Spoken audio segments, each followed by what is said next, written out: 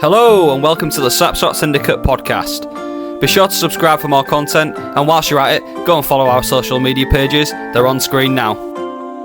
Now, on to the episode. Hello and welcome to another episode of the Slapshot Syndicate. It's alright, we don't always look like this. We've dressed up for our Christmas episode. At least some of us have tried.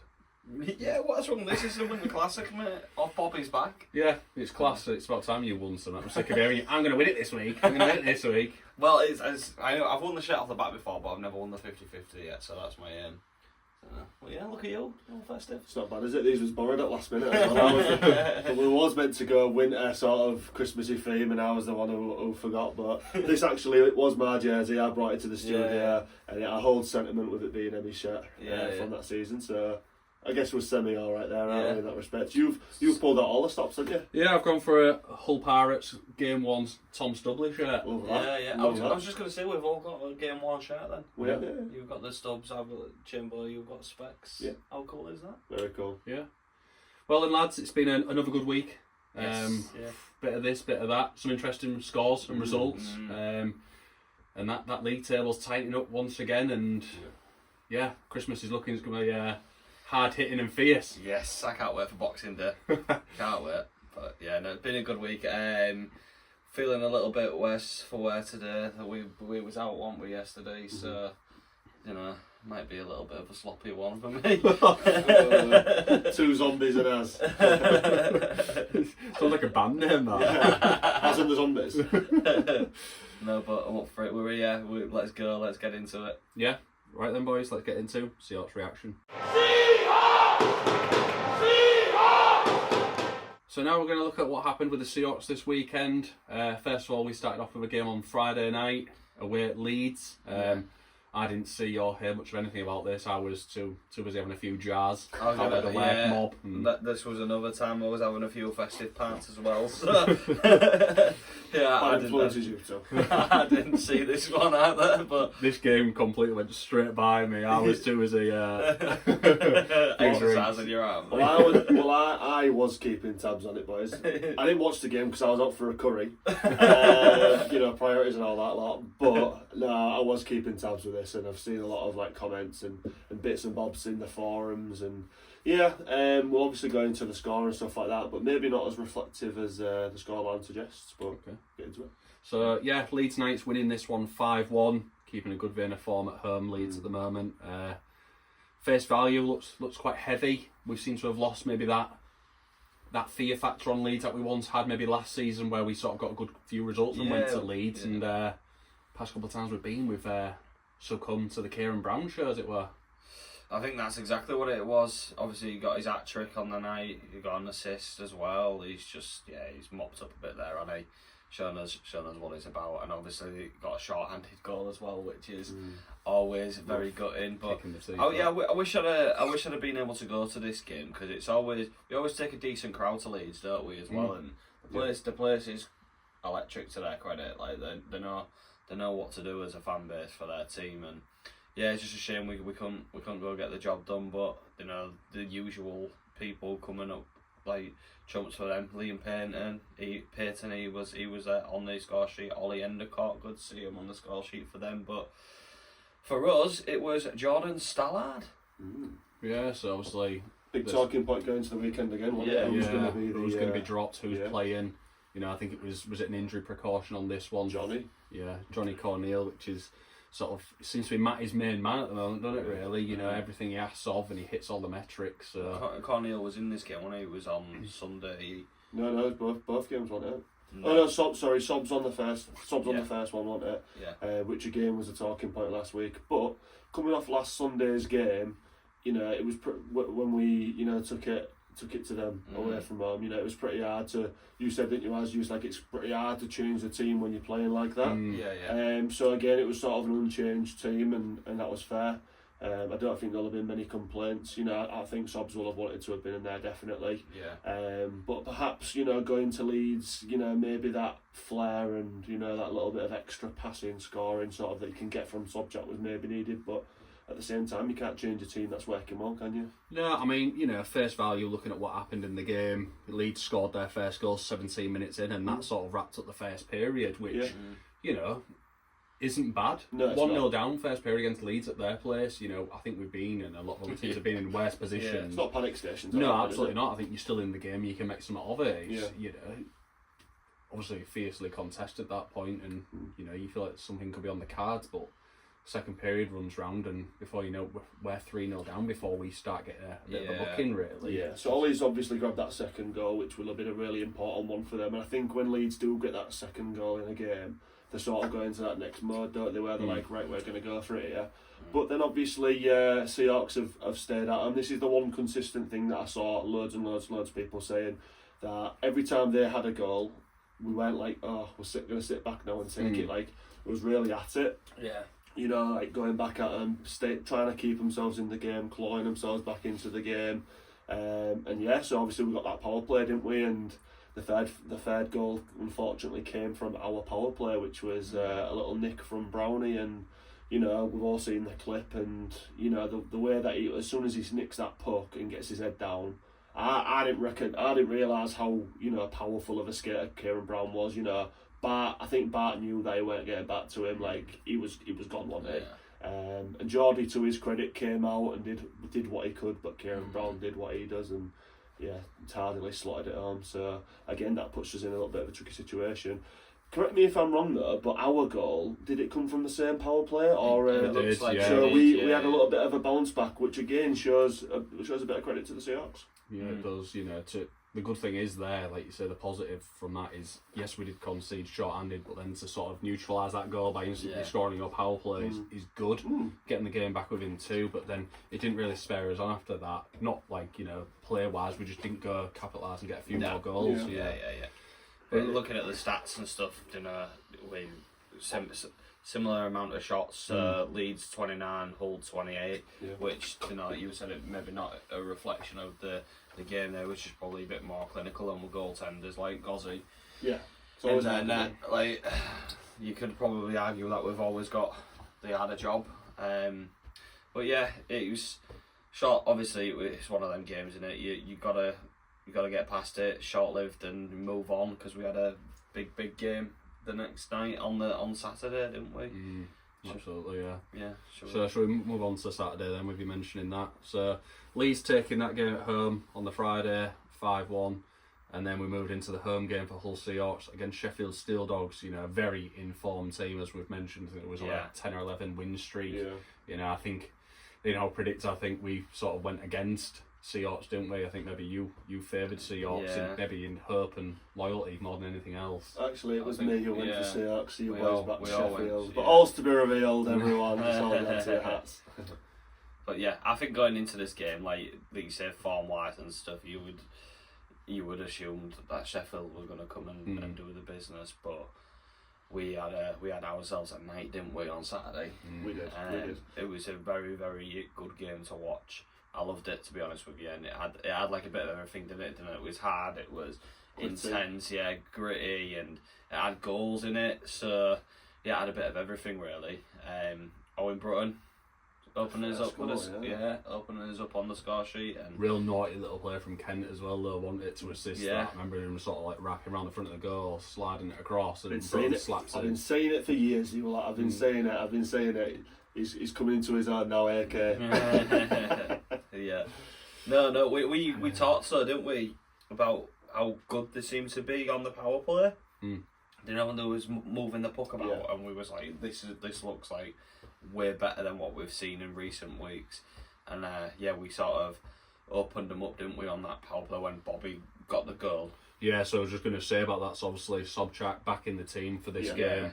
And that's where it was important, because massively. It's the quality of the pass. It's not a case of, it always has to be a highlight reel pass, but just even the effectiveness of the right choice. So it was a great sort of one-touch passes around, the D of Sheffield, and then once it came to Sobchak, and he just sort of laid this great puck across straight onto the tape of Bobby, who could release first time to the back of the net. Yeah, it was really and that sent us 2-0 up. It did. 2-0 up, I felt, actually, we've got a bit of a grip on the literally game just like what we said about Leeds. When you get that 2-0, lead there, Sheffield can come back and bounce back at you. But I felt in the building there was a real sense of control where we're like, we're looking good here, and I think the boys believed it as well, didn't they? Absolutely. Getting that first goal was massive. It was sort of like right, what response are we going to get from Sheffield now? Is this going to be short-lived? But it didn't, it continued. And then to get that second one, and then to finish up the first period, 2-0 up, I think was massive. And we was on about it like, oh, this is really something. Yeah, and it was in the second where we got a few power penalties against us, and they ended up on the power play for like quite a while, didn't they? But we also kept them at bay for killed penalties really well. A long time. So I think the biggest point from this game was we showed how defensively solid we could be. Yeah, and it was just so impressive. Like all the defensemen played really, really well on the night, didn't they? And obviously Dima had a really positive game, didn't he? I think that he's one that we need to mention as well. Just the big thing for me here was obviously you mentioned about the penalties we came to. I think some of them was a bit soft. I would have almost hoped that this would have been refereed a bit like a playoff game. I think it would have really suited the game for it to be fast flowing, a little bit left to go, especially on the festive period. You want a bit of get everybody in the mood. I think if it was allowed to flow a bit more and a few heavier hits, I think it would have really suited the game. But that second period, it sort of like flipped the switch and it seems to be, oh right, penalties, here we go. And it was both sides that was getting them, and it sort of took away from the game a little bit. And sort of like first 10 minutes that second period was a bit stinky, wasn't it, really? Yeah, I would agree. It did feel a little bit stop-start, to be honest with you, with the refs. But I suppose, like, you set the tone, don't you, early on, and when you just started calling a few soft ones, like, you just knew that was what it was going to be for the rest of the night. So you can't call one thing and not another, can you? That's it, innit? But yeah, looking again, the shots on goal, like, we obviously, we had quite a lot of shots, but Sheffield actually outshot us. Yeah, they had 30 shots on goal. We had 28. Again, that speaks to the quality of how well Dima's played.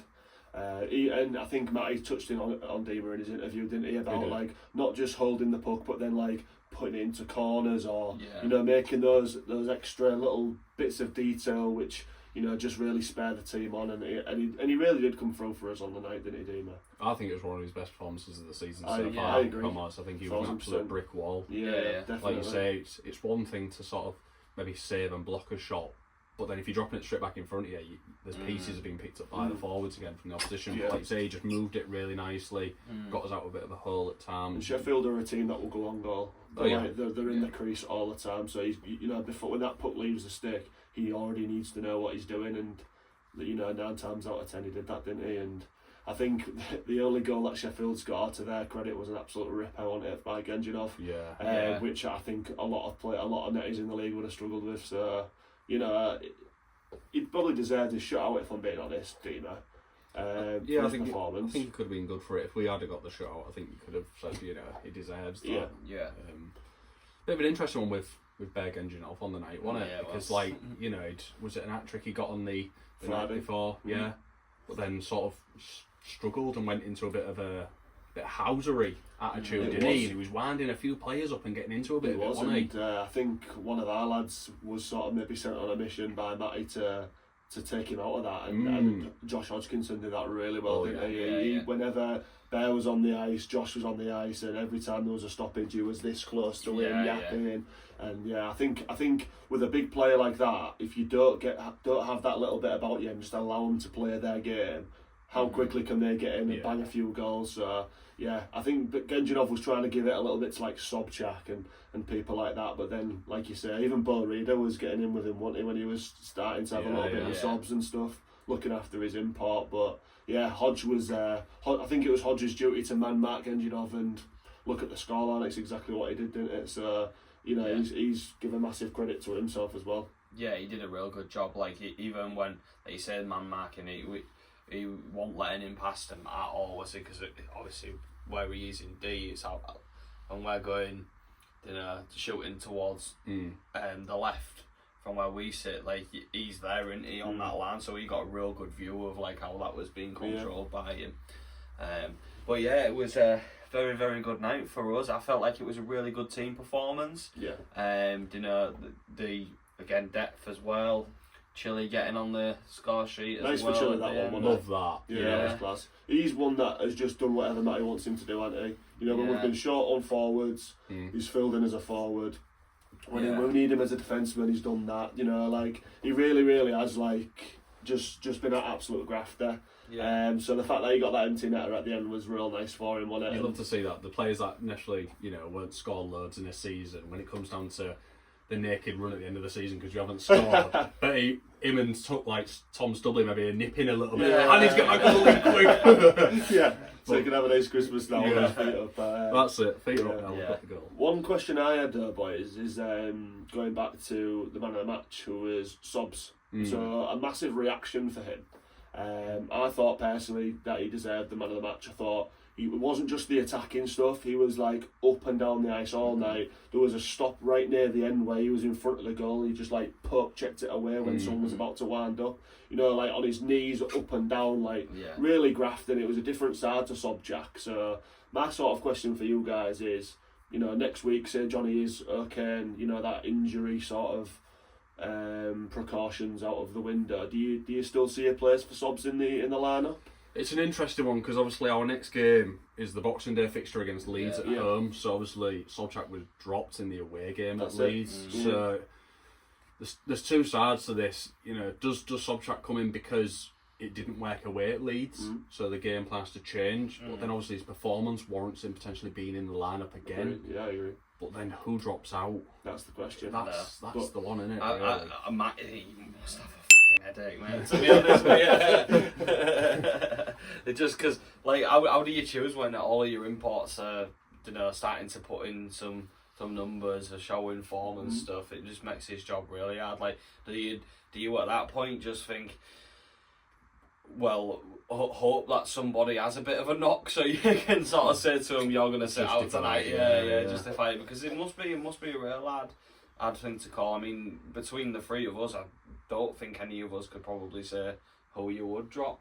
That's not the question. Look, my question was more, does he deserve his place in the game for the next one? I would personally say he does, just because he's sat out that game on Friday and that's not gone to plan, whatever. The boys have actually had a decent game away because they've grafted and, a lot of teams in the league can get beat 5-1 by Leeds, that's okay.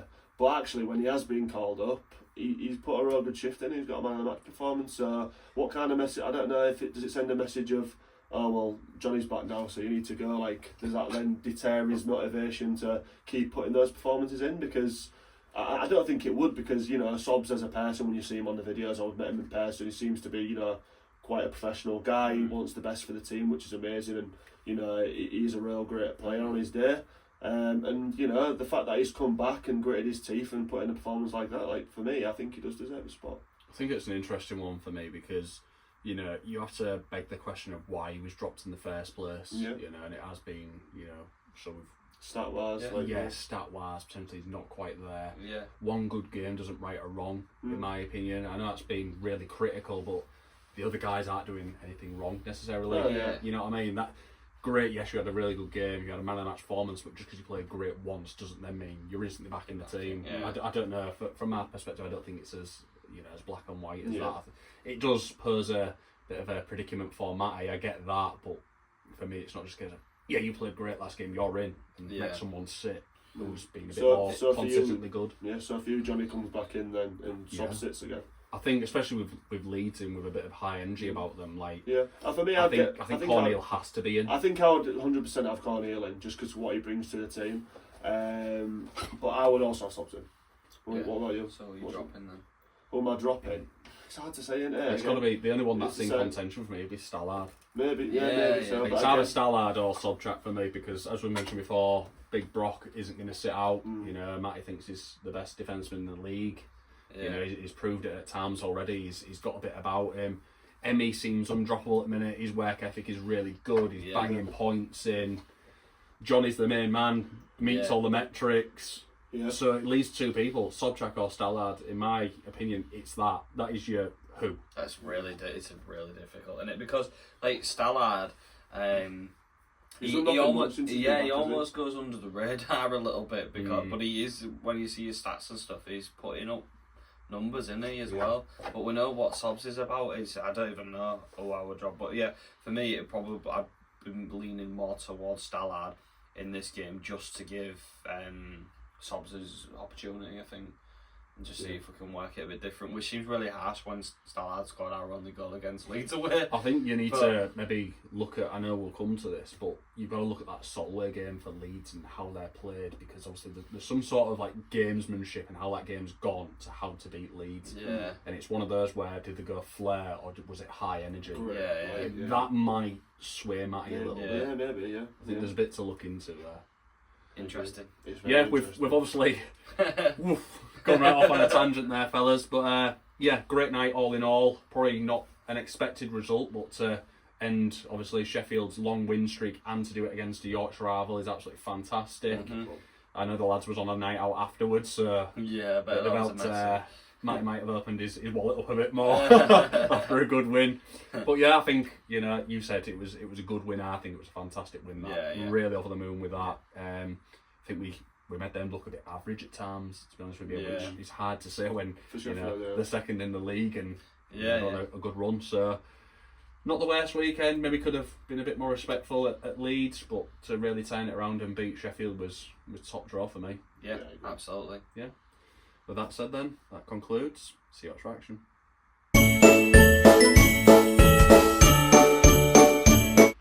So now we're going to look at the rest of the results from the weekend, starting with Friday the 19th of December. The first fixture was Leeds Knights hosting Hull Seahawks, which we covered in a Seahawks Reaction. Leeds taking that one 5-1. Swiftly move on. And the only other game on Friday was Sheffield Steel Dogs hosting the Telford Tigers. Sheffield Steel Dogs taking this one 8-3. Quite convincing, that one. I was going to say, they have the ability for these real high-scoring games, so the Sheffield at the minute, and it's a bit scary if you're going to go to that game. It's not just a case of winning, though. Isn't it? Yeah, it's that. It's the fact that they're thumping teams, which you can semi-understand it. Like, we've obviously been to Sheffield quite a bit, and it is huge, that ice pad. Or at least it seems like it to us as spectators. So if you go in there, you're not used to playing on a big ice pad, you're in trouble, aren't you? And they'll just open you up and find all the space and bag up as they have done once again. Yeah, and in this game, they sort of went back to what we've been saying for a while, through the depth. Like Carl Watson, I know he picked 2+2 up on a different line. Genjinov's hit a hat trick, so they're not just relying on one line like a couple of other teams in the league. Like they've just got goals and assists from everywhere, aren't they? Even like Ben Morgan, I think, picked up 3 assists in this game from defence, who's only just come back. So you can just tell that the confidence in that team is like sky high at the minute. And they had another player who's just signed from the Edinburgh Capitals, I think it is. Joe Lynch, sorry if I'm getting that wrong. He played his first game and scored in that game as well. So like, it's a pretty hard thing to do that. I think just jumping into a team and finding that chemistry. But they're playing that confidently that it must just be such an easy transition. So massive kudos to them. Is this the game also where they mopped up within like 30 minutes as well? Was this the one where they absolutely mopped up early doors? Just easy. Get into bed. Kids go out there and have a skate. Unbelievable, that, isn't it? So that was Friday's fixtures. Saturday, first game on Saturday was Hull Seahawks hosting the Sheffield Steel Dogs. So we've just mentioned the Steel Dogs there taking an 8-3 against Telford, but the Hull Seahawks taking this one 3-1. Major transition. Absolutely pumped them, didn't we? Yeah, they didn't want it, did they? They came in with that swagger. Oh yeah, you don't want this, and we just went, you know what, go in the pound. David Phillips was nowhere to be seen. He was offering somebody out early doors, wasn't he? So yeah, Hull Seahawks getting an absolutely unbelievable win there and stopping that absolute train of results which Sheffield have been on, as we covered in Seahawks Reaction.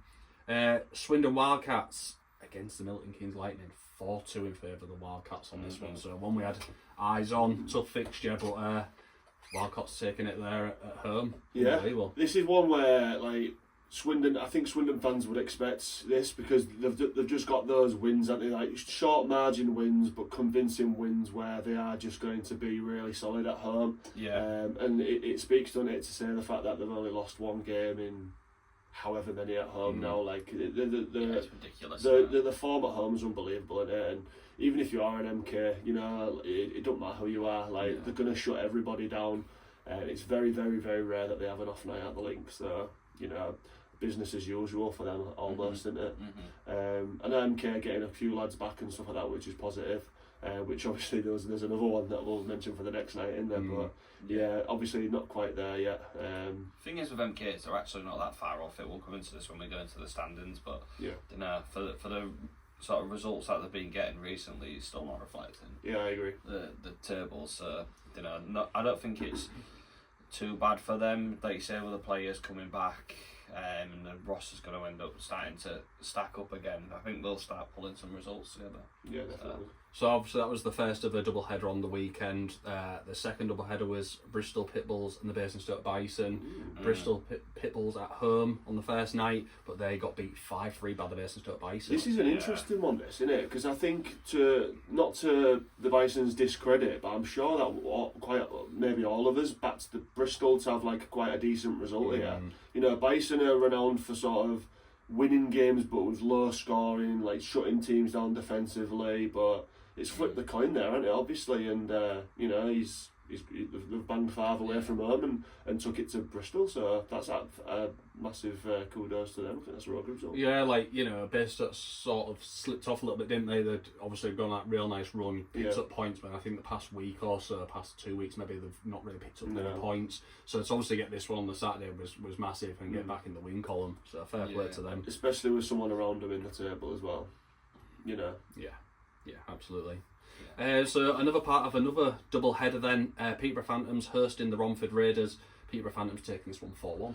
I think we both went Romford, didn't we, for these? We did. I got these completely I wrong. know, mate, honestly, I think I've had a shocker looking at some of these results, you know. But yeah, I think that's good result for Peterborough in their current form. Like we've talked about, how good they can be, but really there's only one line sticking goals up, and obviously that's between Ferrara, Huff and Yanni Lackinen. But they've obviously gone and got a good result against Romford, who we saw, was it last week we played Romford? And they've got some firepower in that team. Like, that's a big result for them. It was nice to see over this weekend that Peterborough did share the goals out a little more though. Dylan Lawrence got a few this weekend, I think, and it sort of started to shift up with like defenders getting involved and stuff. And listen, it's not a bad thing to have your first line firing on all cylinders, is it? But you know, like over the longevity of a season, you need other people and stuff like that. And you know, the fact that they've done that to the Raiders, who, like you say, they've got goals for days, haven't they? Like it's a real good result. That I, for the record, Peterborough fans have been getting Peterborough completely wrong for the last few weeks. I don't know why. I've never backed them, and I haven't. You did back them, and look where you are. So the final fixture on the Saturday, and possibly the result of the Saturday at least, Solway Sharks hosting the Leeds Knights. Solway taking this one 2-0. Shall we? I mean, that is... Solway struggled, you know, on a bit of a bad run. 10 games. I want to say, is it? Something about 10 games. Remember, we was discussing this when we was doing our predictor last week, and you sort of straight up was like, I think I'm going to go Solway, And I like turned around and was like, there's something in the waters and I'm feeling this as well. Yeah. And we both backed Solway to get this result. I don't think we went for a 2-0. No. But unbelievable result that. After, obviously, Leeds give Hull a bit of a beating on Friday night. There was just something in my mind where Leeds have sort of struggled the past few times they've travelled to Solway, and it seems to have happened again. Don't want to take credit away from Solway because this is a massive win, but do you think Leeds maybe thought that they already had this 1-1?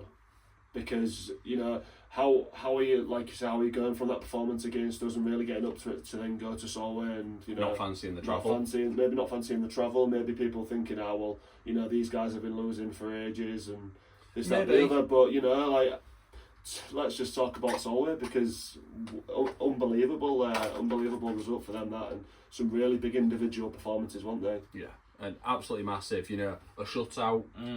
Johnny's got to be happy with that, hasn't he? Absolutely. You know, against Leeds is always really good. I think we said the same thing last week. I can't remember who we give it to. But somebody else got like a shutout. It might be a Headley, yeah.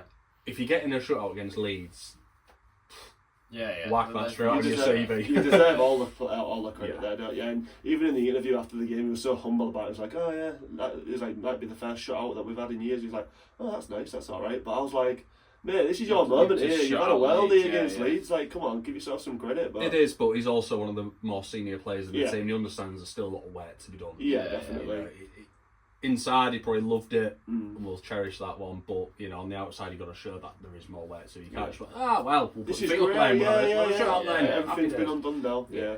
But I think that'll give them massive credit going forward, playing at home later. I think, but I think Leeds will be a bit bit gutted about that one. After getting a good result against Hull, to sort of let it slip a bit there when they are still chasing I've got to say, the these table. are the results they need as well. Yeah. Like, they need to go and put them away. But, they'll be definitely disappointed with that. They're quite fortunate that Steel Dogs lost on this game on Saturday as well, aren't they? And obviously we're going to the Sunday fixtures, and it's sort of fell on the feet a little bit there. But yeah, big credit to Solway. Hopefully now they can build a bit more momentum. Yeah. So Sunday, 21st of December, first game, Basingstoke Bison hosting Bristol Pitbulls this time, and the Bison taking this one 3-1. 4-point weekend for the Bison. Yeah. Back to back once again, building a nice little run. Like you mentioned, we had backed Pitbulls to do really well in this double header, but hasn't really come to fruition. So Let's like I say, let's not take anything away from Bristol. They have goals in them. Yeah. You know, they've got some really solid forward players, and like this is what I'm saying, like small margins, big wins. 3-1 at home, back to sort of the form that they were showing in that big stretch where they had those 2-1 wins, 3-1 wins. Went 5 or 6, didn't they, in a row, where they got some decent results and points. But the Bison will be absolutely buzzing with that one. And in a no hit, it's like a free hit season. They're not just taking part, are they? They're going at every game, which is amazing to see. Yeah, but if you're Bristol on the back of 0 point weekend, disappointed. That's very disappointing. Yeah. Especially because they've had results in them. Yeah, they have. have. We backed them. Beat MK not too long ago, didn't they? Yeah, hence why we backed them. They've been a problem for a lot of teams. Be disappointed for them. So the next game, Romford Raiders hosting the Peterborough Phantoms. The Phantoms also getting a 4-point weekend, winning this one 5-3. Yeah, the only 2 teams in the league that got a 4-point weekend this weekend, without revealing too much. But yeah, Peterborough again just churning out those solid results, solid games. Like Romford have obviously had a few more goes at them this time, bagging 3, but again scoring 5 away from home, even at the Sapphire, is a pretty hard thing to do. So a real testament to the Phantoms this weekend. They've played really well, haven't they? Yeah, absolutely. Moving on to potentially the result of Sunday this time, Milton Keynes Lightning hosting the Swindon Wildcats. MK taking this one 3-0. I think again, boys, it's due it, isn't it? Yeah, it's absolutely. I mean, anyone who's given a shot out deserves a clap. Wow. And two of the best teams in the league are the ones that have been shot out as well. Yeah. Like, that's mad. Swindon and Leeds. Yeah, that's a great point. I never thought about that actually. That's a great point. That big story of the night, Azza. Yeah, Disco Stew. Return of the man. Yeah. Liam Stewart turning back up, dressed for this weekend, and he delivered as well. He didn't just make up the numbers. I think he at least got a goal and assist in that game alone. Yeah, so. I think it was just this game that he played at home. This one? Yeah, and he's had a massive impact. And he got man of the match on the night as well. Seen the video of him coming on the ice, the crowd went mental. Like a lot of people was like, "Is it enough to make you stay?" and stuff like that. I probably don't think that'll be the case. I don't think he will stay on, but it would be nice to see him in the league if he's putting out performances like that, wouldn't it? Yeah, absolutely. But massive win that for MK and for Sheffield, Leeds. Have dropped points. Yeah, so evens out. Keeps it about there where Swindon could have had another extra few points to their tally. But yeah, this is what we were saying about nobody really took it by the scruff of the neck and ran away with it this week, did they? Really? But yeah, big credit to MK for that one. I'm wondering now, boys, if MK are going to bounce. This is the platform for their little bounce now. You can see it now, can't you? We've been to Swindon and we've put a 4-2. We've had a 4-2 loss, which ain't a bad result for anybody, is it? Yeah. And then to shut Swindon, to shut them out in your own barn is like, we've beat the best. Technically, who's at the top. Anybody else, bring them on. So I think they're ones to keep an eye on, definitely. Absolutely. And the final fixture, Telford Tigers hosting the Solway Sharks. Telford taking this one 7-3. Telford got goals on them when they're at home, but if you're Solway going into this game, you must have been probably a bit. Well, to be fair, it was probably a bit tired, but you must have been like thinking we can turn this into a 4-point weekend. The problem with this one, that was the one for the taking, wasn't it? Solway turned up with 15 skaters. It was a bit short bench again. Seems to be a case now for the past couple of weeks when they travel away, they don't have the full complement to go, and they kind of which is a massive shame, isn't it? Like it is after such a good result for them to try and build that momentum, need that consistency, don't they? Real shame that. But listen, it's not. There's no negativity around, or there's no embarrassment around losing to Telford at home, because they've proved this season that they can pretty much beat everybody there, haven't they? Yeah. And in front of their crowd, they must really, really love playing, because you know, just look at the amount of goals that they put up. It's great, isn't it? Absolutely. So that wraps up the results. So we'll move into the standings then. Bradders, I'll hand over to you. I'll let you run with this. Yeah, of course. So in first position we've got Swindon Wildcats. They've played 27 and are on 44 points. Sheffield Steel Dogs in second, 29 played, 42 points. Leeds Knights in third, 27 played, 37 points. Peterborough Phantoms in fourth, 27 played, 33 points. Hull Seahawks in fifth, 27 played, 31 points. Milton Keynes Lightning in sixth, 28 played, 30 points. Telford Tigers in seventh, 28 played, 29 points. Romford Raiders in eighth, 28 played, 24 points. Bristol Pitbulls in ninth, 27 played, 22 points. Basingstoke Bison in 10th, 23 played, 21 points. And then Solway Sharks in 11th, 27 played, 17 points. Observations on there? My immediate observation is actually further down the table, and it's the fact that the Bison have sort of clawed back points on Bristol now, with quite a few games, you know, in hand. So that's an interesting one.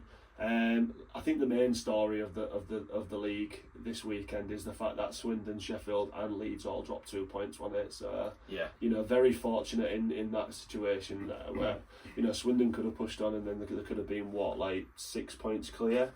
You know, that's a joke, isn't it? Yeah, the gap very close between Hull and Peterborough and Milton Keynes as well. But the only thing that stands out to me is obviously Milton Keynes have played one more game than the rest of them. So between Hull and Peterborough, that fourth spot's really That up 4 for point the taking, weekend coming in innit? clutch for Peterborough, didn't it? That was the Absolutely. difference in the That's end, true. 2 points. Yeah. Because without that, we'd have been in fourth, wouldn't we? Which is, Yeah. Like you say, you mentioned Basingstoke there, and you just mentioned Peterborough. The two teams that got 4 point weekends are the ones where you can see the real difference this week in the table. I think Sheffield are maybe slightly gutted. You know, all the teams at the top there, top three, all lost, but them 2 extra games played for Sheffield, I'm sure they would like it to be a bit tighter with the games played. You know, that's 4 points where they could be still chasing. You know, if they'd have got that extra win at Hull. Yeah, they don't sit too far away though, which is a positive. Like 2 points behind Swindon. I know they've played 2 more games, but you know they'll need to play Swindon at one point, won't they? And it's them 3 playing each other now is going to be massive in this turn of the year. Everybody else are going to play spoilers, aren't they? So they'll just be like tapping their fingers, thinking, "Oh, blah blah's got MK this week, and we might be able to get 2 points on them." They'll obviously just want to defend the home ices, which, you know, Sheffield are looking pretty good at that. Swindon have been very good at that. Leeds have been good, but have maybe showed against some teams. Yeah. But then you look at like Leeds where they've gone to Solway and it's not quite worked out, and that's where Sheffield and Swindon are probably rubbing their hands and thinking we need a few more like that where they're having a bit of travel and it's not working out. But it is shaping up really nicely. You know, it is still pretty compact, although there is, you know, little divides here and there. And it should make for a good turn over the year. Yeah, 100%. So just before we break off, boys, so Swindon are going to be, you know, top of the table at Christmas. So a little side question. Usually, the team that are top at Christmas finish the season top. Is this going to be the case for Swindon, or is it too early to tell? I think it's a lot closer than it normally is, though, to be honest. Leeds have usually got ripped away. Yeah. My biggest concern here is Swindon haven't had a bad turn in form yet. Like a rough patch. They haven't had a rough patch, and it doesn't seem like there's anybody being too banged up where they can't play. They seem to have a good, you know, choice of players on a night. Depth, And you've got to think, surely they can't go the entirety of the season without like having a bit of a stinker. You know, they've lost the odd one here, the odd one there. You know, what they lost 4 games this season so far. But with the likes of bringing those Ben O'Connors and Owen Griffiths and stuff like that, and you know that extra experience who've done it at a high level, that might be the reason why. You know, like they're the ones that are saying like, right, last season this is where you've done it wrong. We're not doing that. We're doing this. You know, like. It's interesting, isn't it? For me, based off this season, I probably would say yes. I think Swindon would probably finish the league. I think they don't look like you said, as at home they're concrete solid, aren't they? And they do often go away and pick up points, don't they? Even if it's 1 point or the overtimes, you know, they've got a couple there overtime wins, haven't they? So yeah, I would say Swindon will finish the league as title. I think if they continue in this vein as they are, then they deserve to be champions, really. Yeah. I think that's fair to say. I hope it stays tight. You know Yeah, what I mean? yeah, all season, definitely. Yeah, you want it to go down to sort of like the last weekend. Don't you? Could you imagine? Both in terms of the league title and where people are going to finish for playoffs and stuff would be interesting, because then you feel like, oh god, well, if we win this weekend and they don't, we'll end up in that group. You know, I think that'll make it real cool to see who's going to end up in what group. Yeah. We'll wrap it up there then, fellas, and we'll move into our team of the week.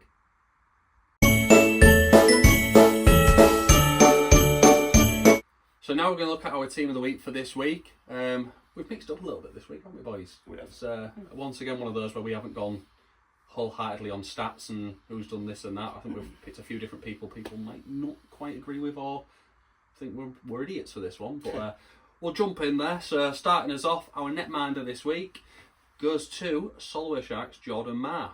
So I think we could have maybe gone for Mr. Headley again. Oh, he had another shutout again, didn't he? A couple of Swindon. Ben Clark Leach as well. Weekend, didn't he? Weirdly, I think the goaltending was a tough one this week for us. Yeah. Normally we can just go, yeah, he's had a blinder, but we had 2 or 3 candidates, and we've gone for Jordan Marr on this one. So obviously that shutout against Leeds in that home win, where they've had a real bit of a struggle as of late. First win in 8 games, say 40 shots from the Leeds Knights. Obviously Leeds giving Hull Seahawks a bit of a pumping on the Friday night, but yeah, it's Jordan Marr with a big shutout, and like you say, he was real humble about it as well, wasn't he? He was, well, all right then, move on. Obviously, a bit more of a difficult night the next night. Short benched in Telford, but still made 35 saves. Yeah, I think just the shutout alone though for Leeds, coming off the back of a streak of losses for Solway, that was massive for them, wasn't it? Absolutely. So definitely credit where credit due. Yeah. Okay, so our first defenseman in this week's team of the week is one of our own, and we've decided to choose this guy because we seem to talk about him a lot all the time. And he flies so far under the radar that people don't realise actually how good and solid he is. So we've gone for Tom Stubley of the Hull Seahawks.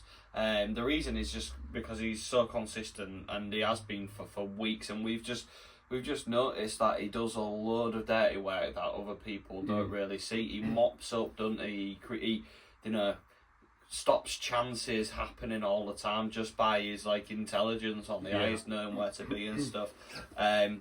Obviously we had a tough time in Leeds on the Friday, but we had a massive game on the Saturday against Sheffield, and he was instrumental to that, and he is every single week. So fair play, Tom. Here in this week's team. Yeah, rightly or wrongly, I keep saying is that player will give you a 7 out of 10 every game.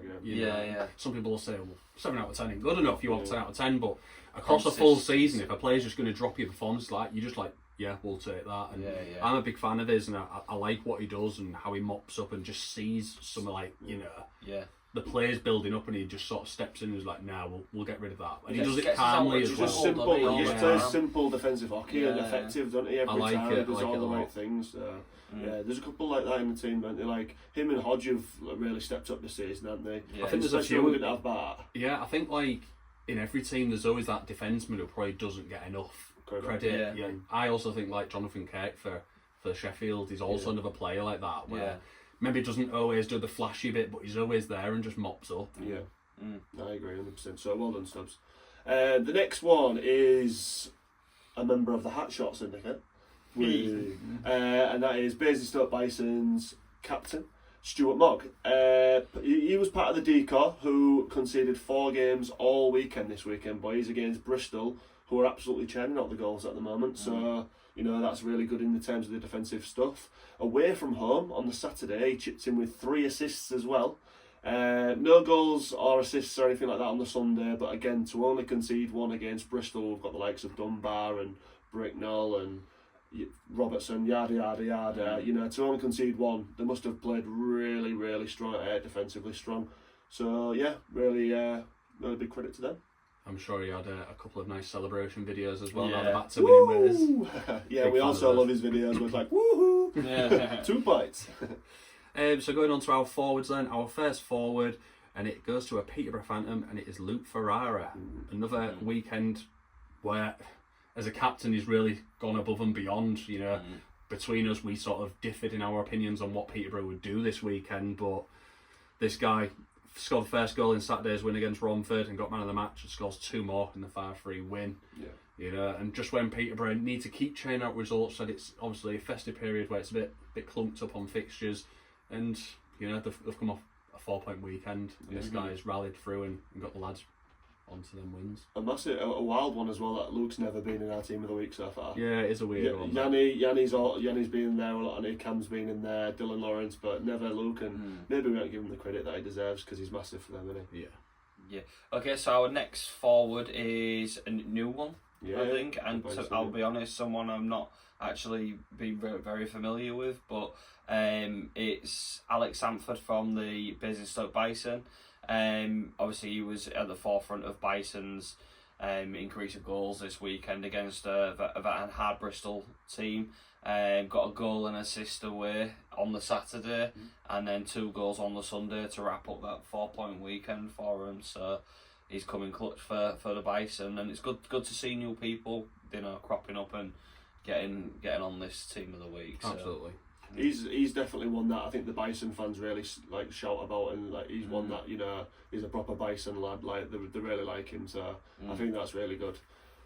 Last one then, again another bit of a random one, but we definitely think he deserves the credit because he got a man of the match on Saturday, which was huge, and that's Johnny Yancis for the Solway Sharks. Again, he played a huge part in their win. He scored both goals in that 2-0 win, got man of the match. And then I believe he also got a goal on the Sunday as well away to Telford, which now they put a stat out this week, didn't they, but we've sort of updated that stat now. So since playing for Solway, he's played 10 games now. He's got 9 goals and 6 assists. So that's basically 1.5 goals or assists a game, which is pretty nice, isn't it? Yeah, he can play a bit. I think it was one of his first games a few weeks back when Hull went to Solway. And you could see he had a little bit then. You could just see he was like, I think, didn't he come straight off the plane and jump straight on the ice? And like, hey, let's get on it. Yeah. You could see he had a bit then, but now he's settled, had a few more weeks. He seems to be sort of holding his own. He's a bit rough as well, you know, Johnny Yancis. So I think he suits Solway quite well. Like, he ain't scared to drop the gloves. He'll, like, in his first game at home against Hull, he was like shoving Bart into the wall, like Bartholomew was massive, and he was like, come on then, let's have it. So I was like, what is this guy? This guy's a circus, but you know, he can do everything, can't he? He can do goals, assists, and was a circus when he skated across the front of Sam Gospel, who sort of tried to cover, and he just sort of slid it behind him into the end. That's naughty, that. You don't do that against Gozzy. You see, Gozzy was a bit like knocked off, like, oh god, how has he just done that? I am he. Yeah, but yeah, he seems to be really settling in there now, and he's putting up the points, and I think he'll be massive towards now and the end of the season for Solway. 100%. So before we finish up then, boys, I think it's time we add to our naughty list as well. Oh, the last additions to the naughty list before the big day, boys. Yeah, it's coming soon, isn't he? We've obviously been adding one person, one player, whatever you want to call it, each week. This week we've got four, and all from the same game.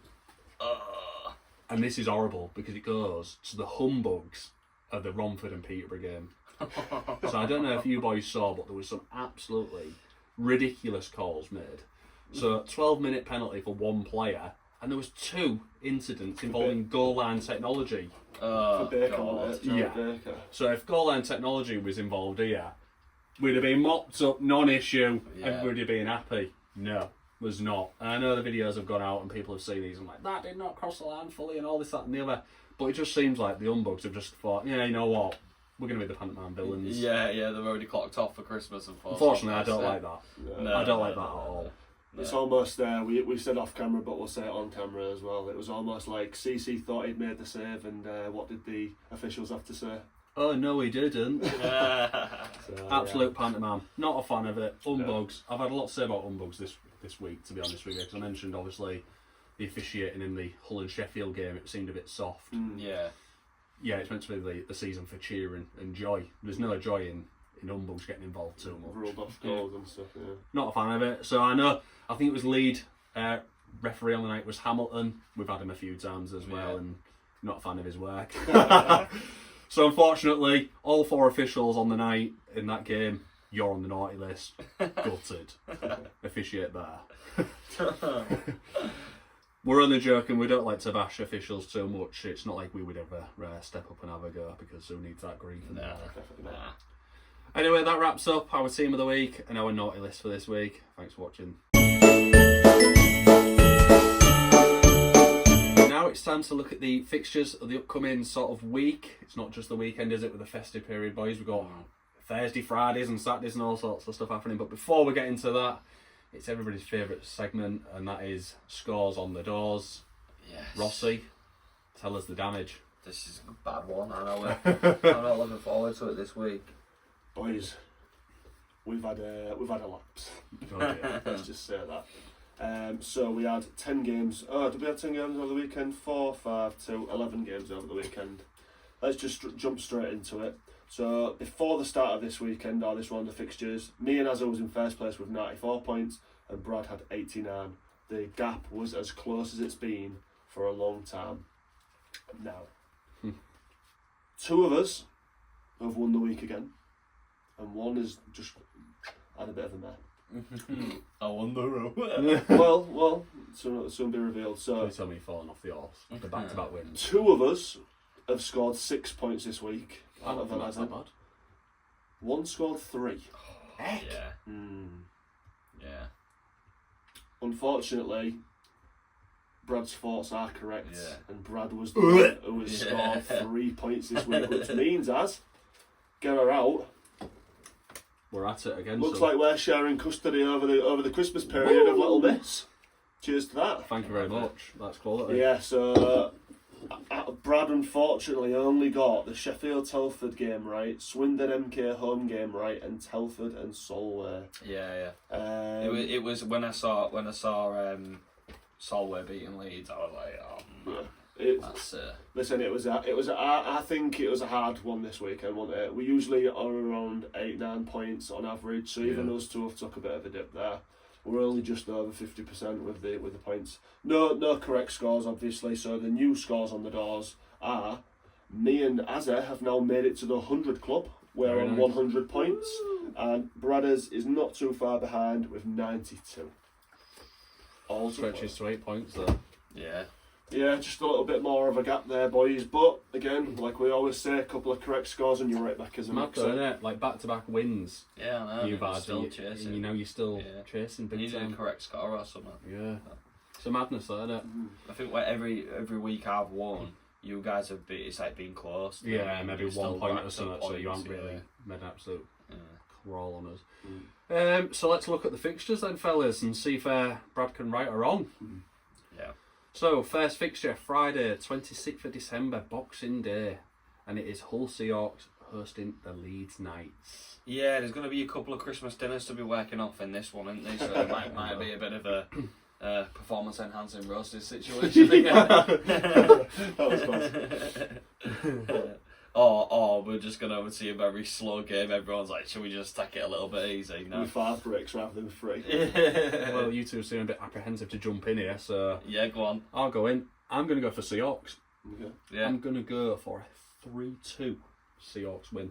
I wasn't apprehensive. I was being quiet to see if anybody did jump in. But I am also going to back Hull Seahawks. I'm going to back them to win 5-3. Okay. Yeah, I'm backing Seahawks as well. Clean sweep. I'm going to go for I'll go for a 4-3. Nice. Right, any reasoning behind you guys being so for Seahawks this weekend? I was just the way we played on Saturday. Yeah. When we obviously against Sheffield as well, we were arguably in better form. When we was like, doing that ticky-tacky stuff on the power play and stuff, I was like, fancied a bit, and I thought, yeah, do you know what? I think we can take it to them. We all won one, don't we? So.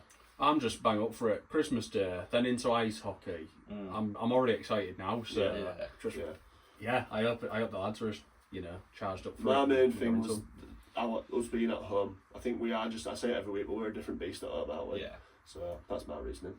Yeah. So moving into Saturday, 27th of December. First game, boys. Leeds Knights host the Sheffield Steel Dogs. Do you want me to jump in on this one? I'll let you. Leeds are going to do what we did this weekend.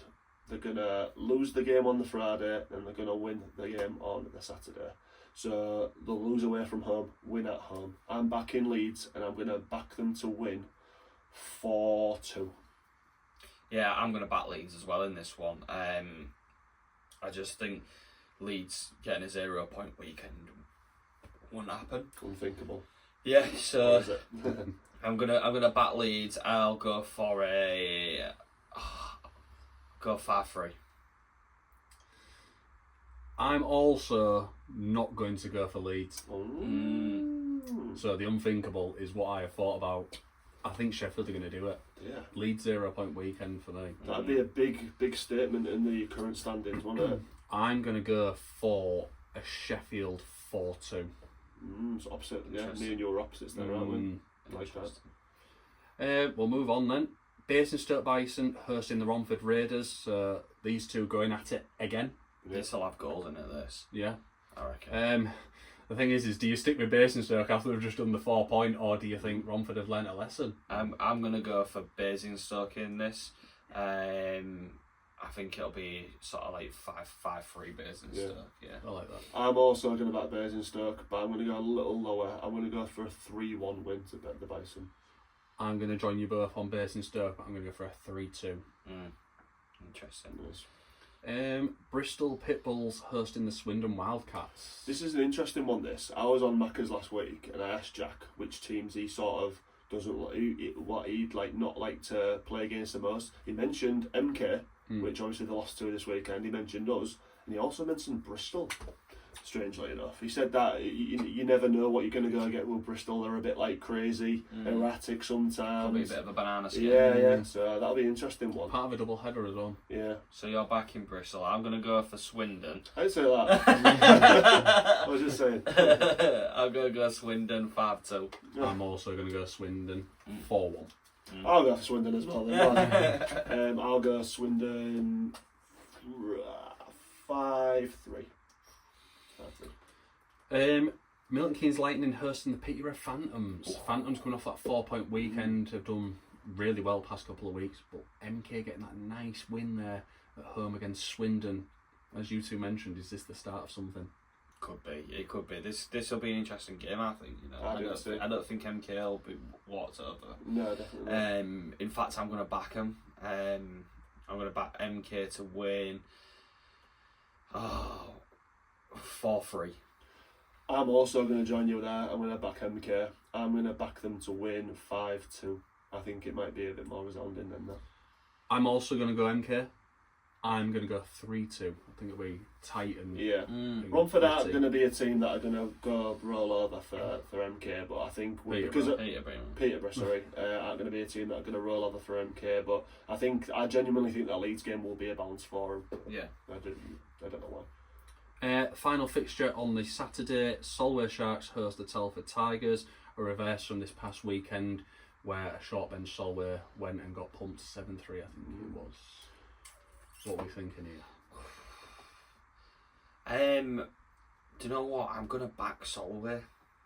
I am. I think just in at their gaff, they can play very well, and it is quite a long travel, and it's obviously on the 27th of December.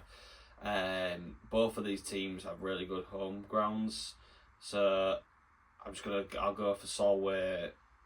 I think it'll be like a 4-2. Yeah. I'm also going to back Solway. I'm going to back them to win 3-2 in this game. I think with extra players back, from around their parts and stuff like that, with added legs, I think they can do it. I'm going to go against the grain. I'm going to go Telford here. And I'm going to go for a 4-2. Yeah. Could be a good pick up, that. It could be. It's a tough one. Again, much like last week, I could see Solway doing it, but something's just telling me to pull towards Telford, so I'm going to go for them. So moving into Sunday's fixtures then, Sheffield Steel Dogs hosting the Solway Sharks. I'll go first on this one, I haven't been for a while. I'm going to go for Sheffield 8-3. Wow. Yeah, that's... Merry Christmas to Sheffield. Yeah, definitely. I'll go Sheffield as well, but I think it'll be like a 6-3. No, Solway, I've been to Sheffield and beaten this year. But this is a tough one, isn't it? I think that, looking at the face-off time, it's 4 o'clock as well. Like, what time will they be setting off from Dumfries? I'll back Sheffield as well then. I'll back them to win 5-2. Part 2 of another doubleheader. Romford Raiders hosting the Basingstoke Bison. What are we thinking? Is it going to be back-to-back 4-point weekends against the Romford Raiders, or are we thinking a bit of a deviation here? Yeah, I'm thinking a deviation. I think they'll both pick up points at home, so I'll go Romford. We'll go for a 3-1. Do you know what? I had this in my mind as soon as I read it, and I thought Romford are going to pick one of these up, and I just thought the home ice. So I am going to join you on that one. I'm going to go for a 4-2 Romford. I was going to back Romford, but because you guys have backed Romford, I'm gonna try and go against the grain as well. So I'm going to go for Bison.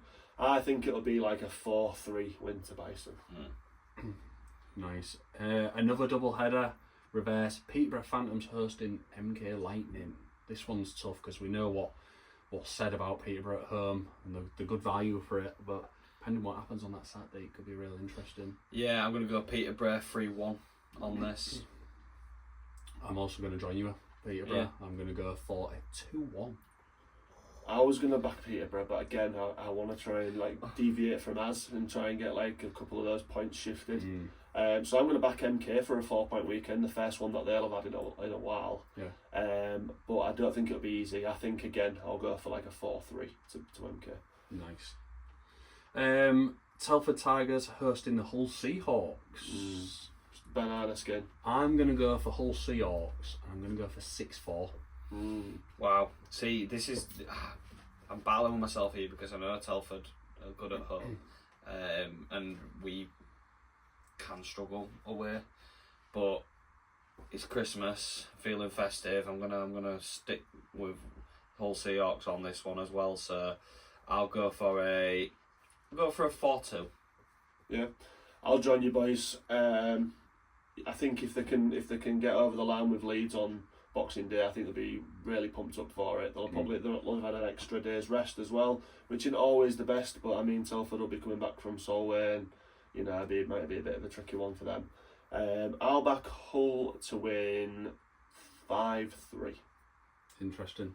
Glad we're all going for Seahawks there, because I thought that was going to split us up. And the final fixture on the Sunday, I believe, and it is the Swindon Wildcats versus the Bristol Pitbulls. I'm going to go straight in there and just say Swindon again for this one. I'm going to go for a 5-1. I'm going to go Swindon 7-2. Heck. Oh. I'm also going to go Swindon, and I'm going to go 6-2. 6-2. This next one, boys, we record on a Monday, but it's on the Wednesday that this comes out. So does this go into the next set of results or this one? Yeah, I think it goes into the next. Mind you, it's 1 o'clock, isn't it? Yeah, that's what I'm saying. I think we include it. Yeah, we'll put it in now. Yeah. So Wednesday the 31st of December, and we have the one game at 1 o'clock, and it is Sheffield Steel Dogs hosting the Leeds Knights again. To the reversal, is it? Yeah. Sheffield Steel Dogs with a 5-3 victory. I think I'm going to go the opposite. Yeah. As much as I'm the one who always backs Sheffield because of this nice run they're on. I think Sheffield will do Leeds in the first game at the Castle, but I think Leeds are going to come back for revenge here. I think it's going to be 3-2. I'm backing Leeds as well. I want to go 4-2 to Leeds. That'll be an interesting one, that. Depends on how they do their import, Sheffield, because look at what happened this weekend with them pulling CJ Garcia out. They proper fell on their ass with that. They've got to be real careful in these games against Leeds and people like that they're not choosing the wrong person. Exactly that, yeah. Well, that wraps us up then, boys. Another episode in the bag. Another interesting one, especially with some of these predictions. It'll be interesting when we come back next week and see how we look. Yeah. Hopefully you can sort of pull a few more points. I need to, don't I? Need to. But last one before Christmas. Yeah. So we'll go and enjoy the festivities of our Christmas dinners. Yeah. Be back next week for the New Year's week, won't it? Yeah. That'll be the one. I think that'll be the 1 year anniversary episode, boys. That. Yeah, it will be. It will be. Yeah. Just lot to think about. So I think our first one was the 28th of last year, I think, or something like that, and. Obviously that'll be the Monday, so actually we'll be here on the anniversary, which will be cool. Yeah. with that said then, we're going to finish up. I want to thank you all for watching as per normal. Continue sending in messages and comments on the polls. They're doing really nicely at the moment, aren't they? Yeah. And keep giving us some grief. I know we get a bit of grief for some of the stuff we do say, which is always a bit of fun, to be honest with you. And we just want to wish you all the very best this Christmas and enjoy your holidays. Yeah, have a good one. See you next week. Slapshot Syndicate, pure ambition. 3 mics, 1 mission. As a brand Rossy, yeah, that's the crew. Dropping knowledge, what you gonna do?